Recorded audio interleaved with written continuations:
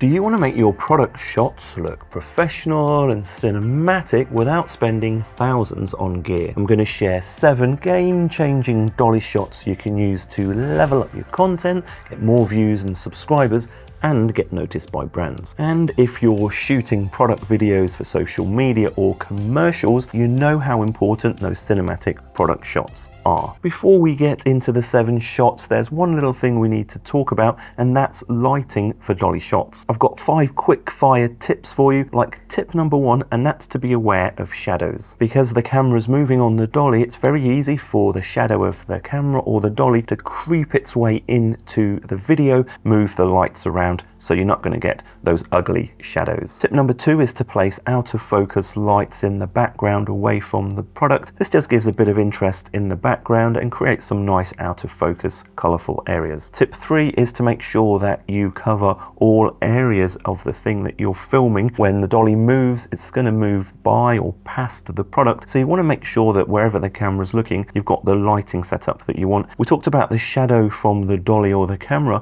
but sometimes the shadow from the product itself can make a really dramatic and interesting thing. So don't be afraid of having the shadow from the product in the shot, and you can achieve this by creating directional light from one of the sides. And tip number 5 is just to be aware of reflections of the light. As the dolly's moving in the scene, you might get reflections off shiny areas of the product. All right, let's get into dolly shot 1. We're going to give this first shot a difficulty rating of 1 out of 5, and it's really easy to do. And this is the push in or dolly in, where the camera is getting closer to the product. And this really is a bread and butter shot of a lot of product work and general dolly work. That slow cinematic movement towards the product really creates a beautiful looking image. You can use the dolly in to draw attention to specific parts of the product if you want to, like a button or a logo. And the speed of the dolly in, how quickly the dolly's moving, can kind of influence the mood a little bit. You can use a slow dolly in to emphasize some kind of luxury product or higher end product, or you can use a faster dolly in to emphasize something more technical and something more energetic. You can also use push-ins or dolly ins to emphasize texture details and fine small details of the product, especially if you use a longer focal length or a macro lens, which we'll talk about later in the video. Shot 2 is another super common dolly shot, and that's for good reason. I'm going to give this a 1 out of 5 difficulty rating, and that's the dolly out. This is where the dolly gets further away from the subject. You can use this and start closer to the product and then pull back to reveal the location or the environment the product might be used in, or you can use a dolly out to add a bit of visual storytelling and help describe the size of the product in relation to other things. All right, here's our first 5 out of 5 difficulty shot, and that's the 360-degree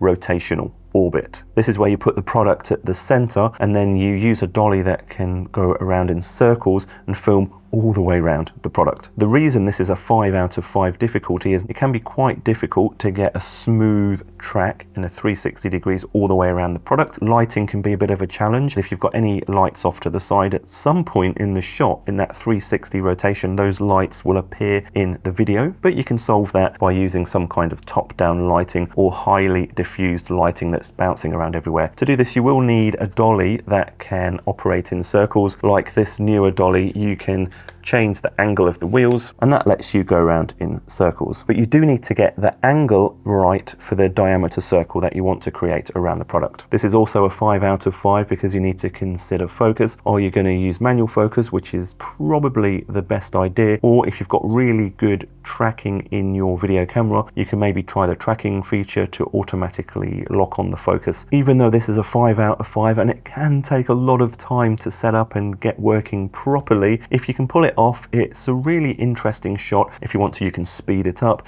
and it's a really great way of showing all aspects of the product because you get to see all around it. On to shot number 4, and this is also going to get a 5 out of 5 difficulty rating, and that's the top down 360 orbit. This is where you set the dolly up and you position the camera over the top of the subject in a traditional top-down shot. But as the dolly is going around in a circle, it's going to rotate the product in the middle of the shot. There's a few different challenges with this shot as well. Because the camera is going to be far away from the dolly, you're going to possibly topple over the dolly and break your camera. So you're going to want to use some kind of counterbalance system to make sure your camera is 100% safe and secure and the dolly's not going to flip over. And you also need to consider the lighting for this. If you use top-down lighting, then the shadow from the camera is going to appear on the product, which you don't want. One option to fix this is to actually attach the light to the dolly or the camera support or the extension pole. In this shot, I'm just using a selfie stick and I'm using the Osmo Pocket 3 on the end of the selfie stick because it's a lot lighter than my mirrorless camera. I wouldn't do this with my A7S III, for example. It'd be too heavy and not safe. But if you can pull this shot off, it gives you a really interesting perspective that you don't really see very often. So let's get back to some easier shots. The next shot is a 1 out of 5 difficulty rating, and that's the sideways tracking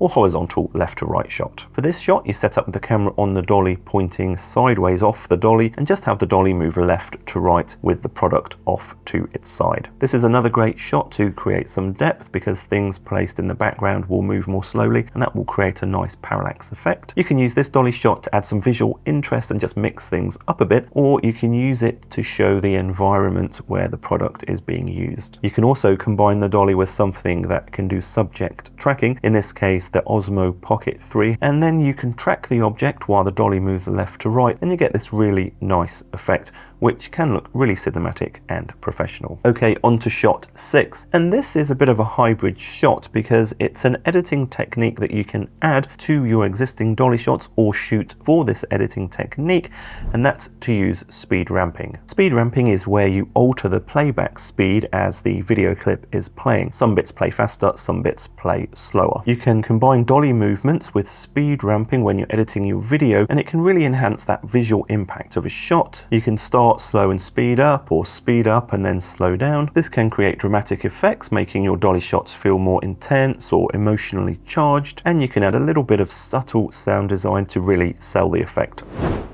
I'm going to give this a 2 out of 5 difficulty rating just because you need to learn the speed ramping technique in whichever video editing software you're using. On to dolly shot 7, and I'm going to give this a 4 out of 5 difficulty rating, and that's to use a macro lens or maybe a specialist probe lens in conjunction with your motorized dolly. By using a macro lens, you can really get close to the product and make details appear really big in the frame, and you can use this to highlight details of the product. So you can use a normal lens like one of these zoom lenses as long as it's got a decent close focusing distance. In these shots, I'm using the Sigma 24-70 zoom lens at 24mm because that gives me the closest focusing distance for that lens. You can take this one step further and use something like one of these specialized probe lenses to get even closer to the subject. In this shot, I'm using the probe lens, and for this I've got the dolly set up moving forwards and backwards in a straight line closer to the subject and then away from the subject. So this is a push in or dolly in or a pull out or dolly out. It's just that we're using a probe lens for this. But things get even more interesting when we change the angle of the dolly to create arc shots of the product in conjunction with this probe lens. Now we're not just performing a straight line dolly in or out. Because we've changed the angle of the wheels, we get to swing that probe lens by the different aspects of whatever product we're filming, which can create a super unique and very cinematic look. One of the big challenges of this shot, and it's the main reason I've given it a 4 out of 5 difficulty rating, is that because we've magnified the product so much with a macro lens or a probe lens, the magnification is so big, any little movements of the dolly can be really exaggerated in the final video and create that bumpy, uneven look. Just be careful that the dolly doesn't drive and smash the lens into the product you're filming. Which of those 7 dolly shots do you like the look of the most? Let me know in the comment. All of the shots you saw in this video were filmed with this dolly. It's the DL400 from Newer, which I'll put a link to in the description. If you want to learn more about this dolly, check out this video next. I'm Jason Roberts. Please subscribe. I'd really appreciate that, and hopefully I'll see you in the next one.